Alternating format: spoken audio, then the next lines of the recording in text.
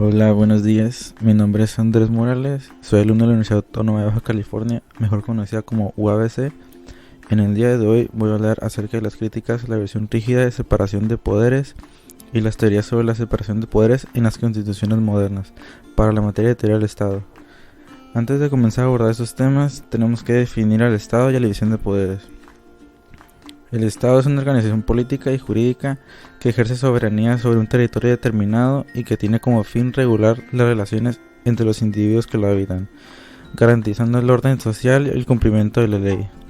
El Estado se caracteriza por su capacidad para crear y aplicar normas, así como para organizar la vida política, económica y social dentro de sus fronteras.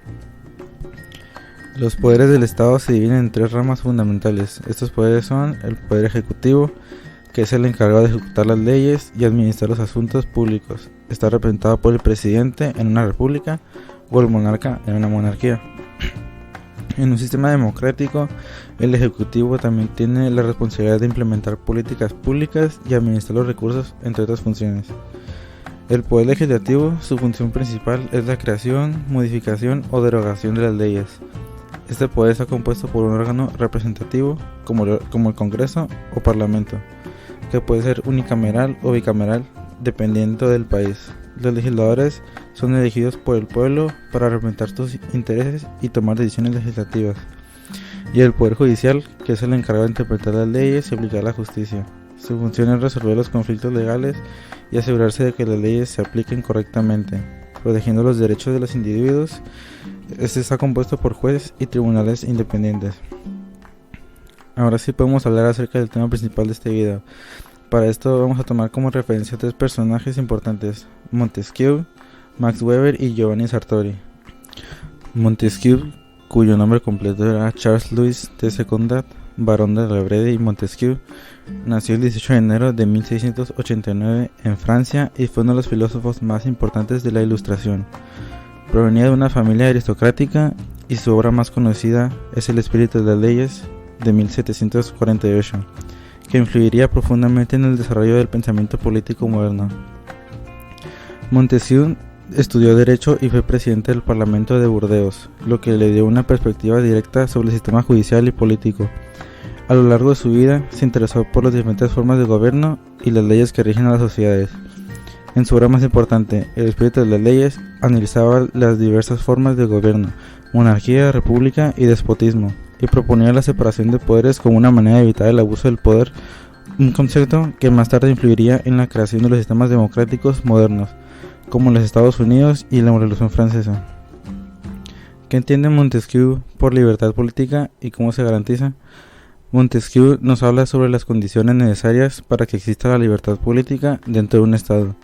Según él, esa libertad no depende de que los ciudadanos hagan lo que quieran, sino de vivir bajo leyes que garanticen seguridad personal y jurídica.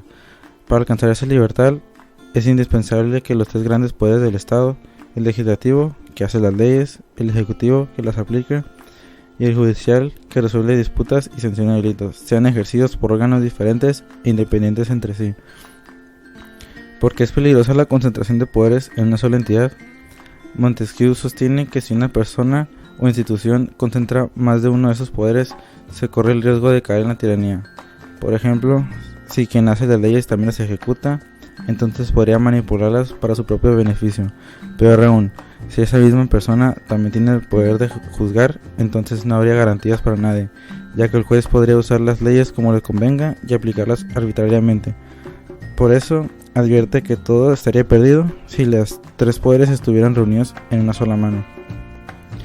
¿Qué modelo toma como ejemplo y qué principio defiende? Montesquieu toma como modelo a la Constitución inglesa de su época, donde, según él, estos poderes estaban distribuidos entre el Parlamento, el Rey y los tribunales. Lo que en realidad está proponiendo no es una estructura institucional, sino un principio básico de equilibrio y control del poder.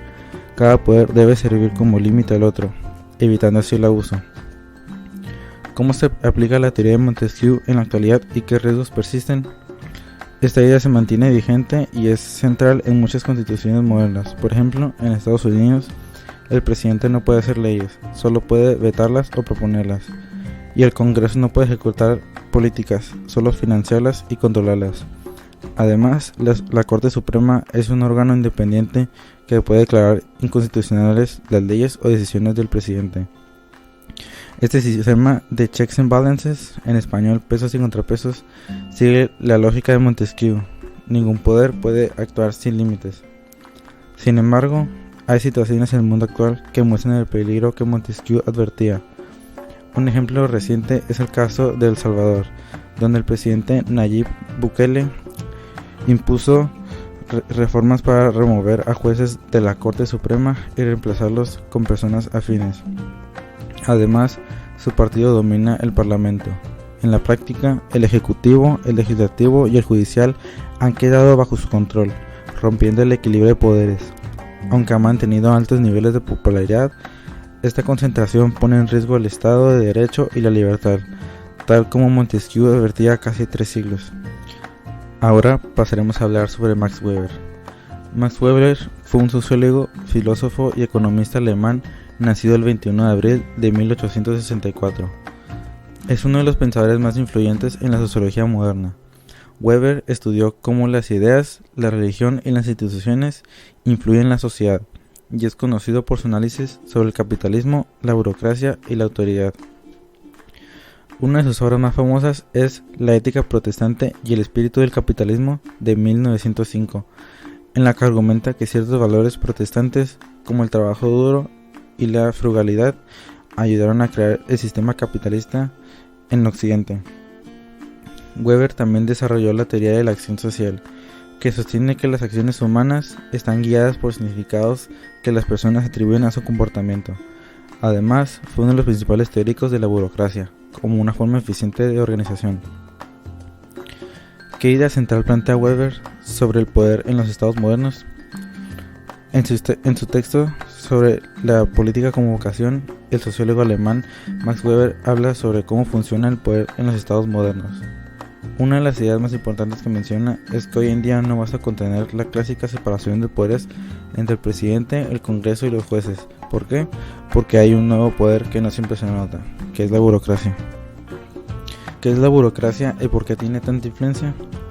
Weber explica que la burocracia está formada por funcionarios públicos, es decir, personas que trabajan en el gobierno y que saben mucho sobre cómo funciona todo, desde cómo se hace una ley hasta cómo se maneja el presupuesto. Estos trabajadores no son elegidos por el pueblo, pero muchas veces toman decisiones muy importantes o influyen en ellas. Son como los expertos que hacen que el Estado funcione día a día. ¿Cuál es el problema con la burocracia en relación con la separación de poderes? El problema, según Weber, es que estos funcionarios no siempre están bajo el control directo de los políticos elegidos, como el presidente o los diputados. Por eso, aunque en teoría los poderes están separados, ejecutivo, legislativo y judicial, en la práctica hay otro grupo que también tiene mucho poder, que es la administración pública o burocracia. Esta hace que la separación de poderes clásica, como la propuso Montesquieu, ya no sea tan clara ni tan efectiva.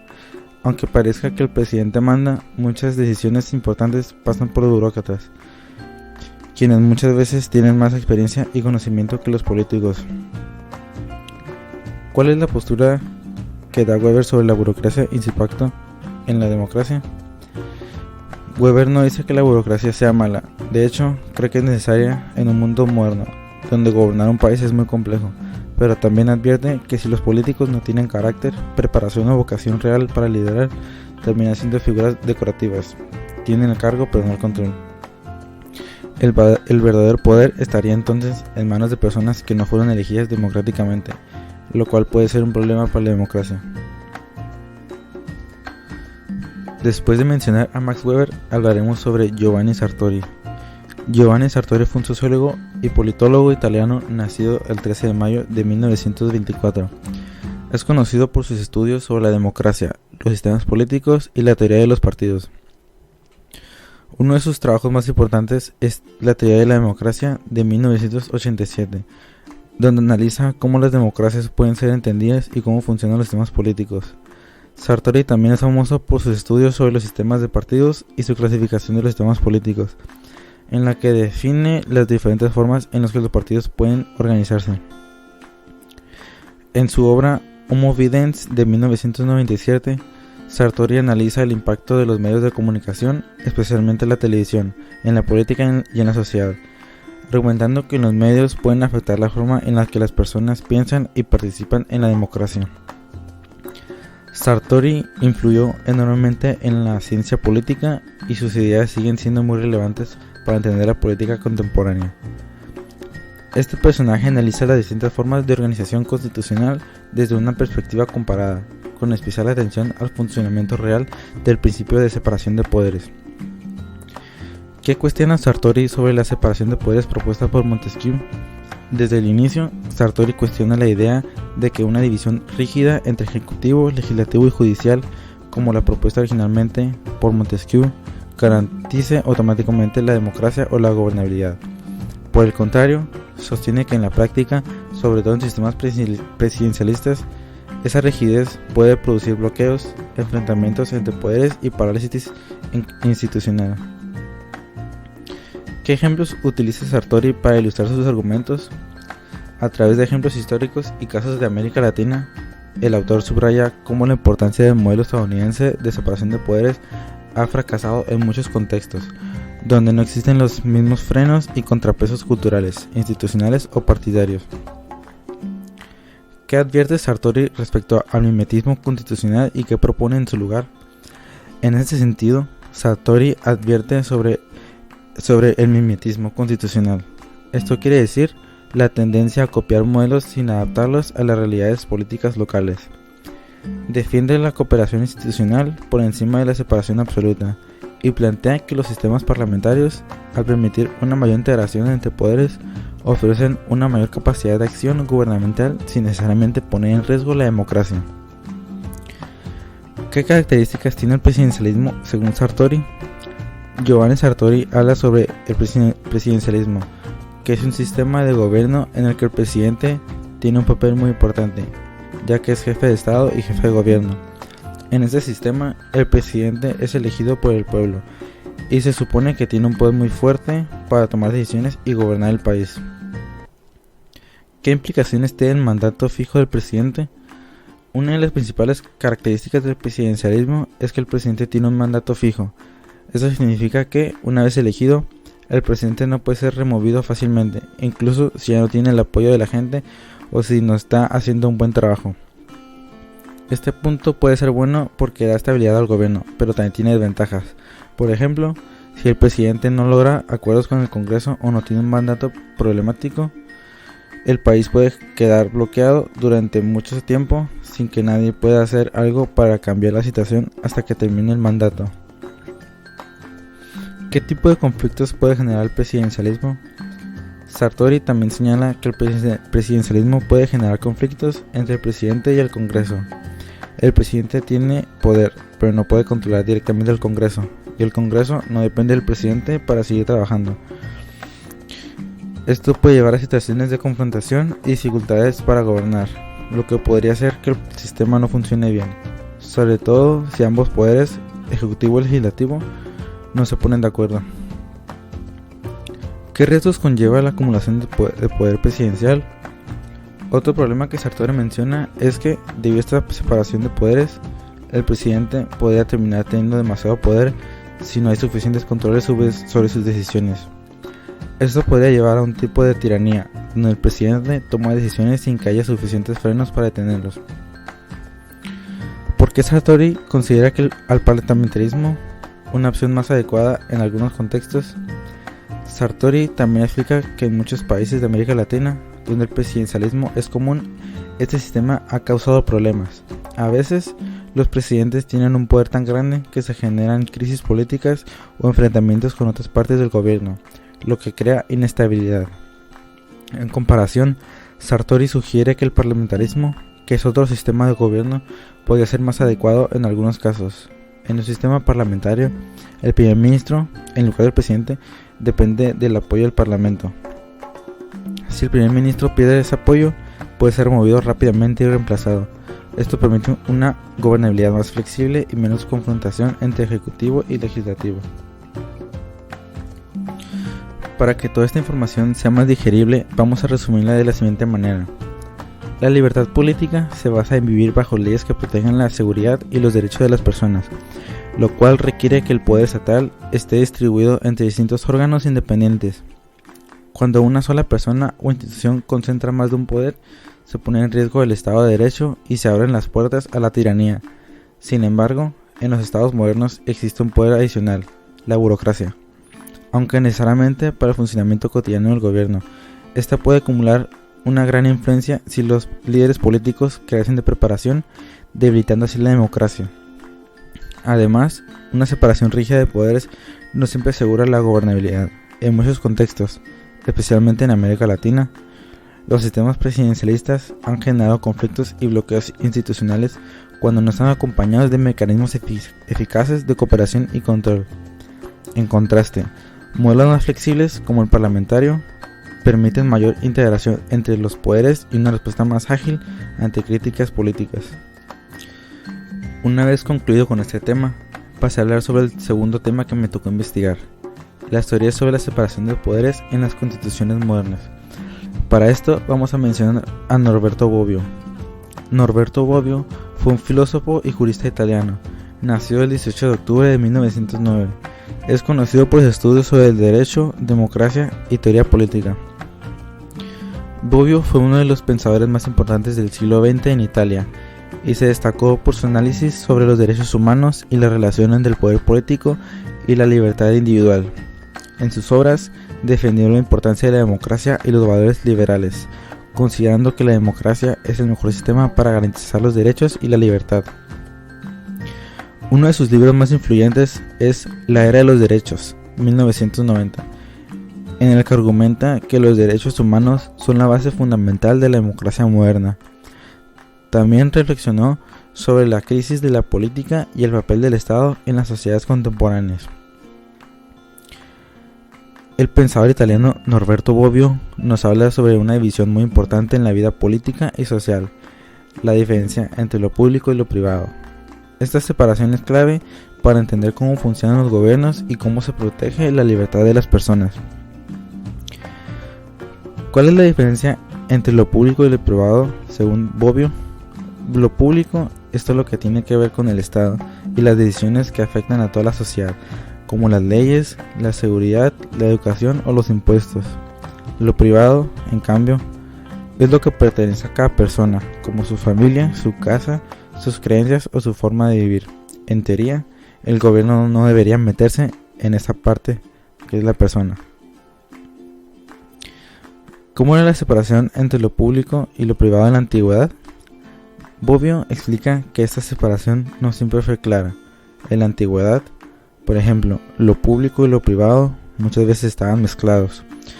Fue como el paso del tiempo y el desarrollo de ideas modernas, como las del liberalismo, que se empezó a defender más el espacio privado, para que las personas pudieran vivir con más libertad sin que el gobierno se metiera en todo.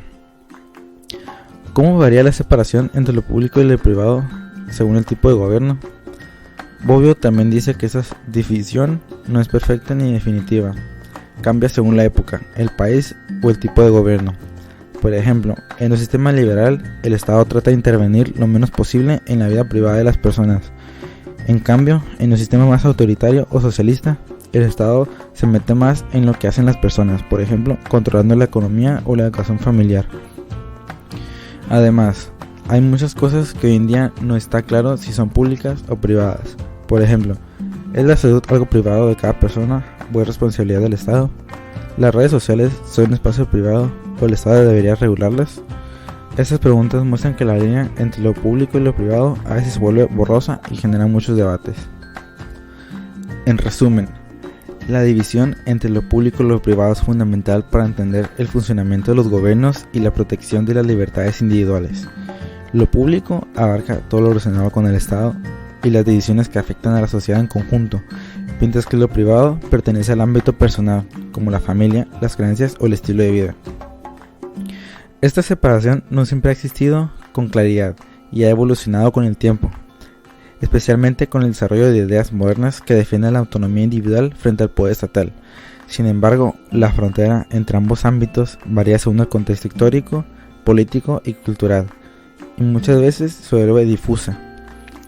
Temas como la salud o las redes sociales muestran que no siempre es evidente si algo debe ser regulado por el Estado o dejado a la libertad individual, lo que genera constantes debates sobre los límites entre intervención pública y derechos privados. Muchas gracias por su atención, espero que haya sido de su agrado este video.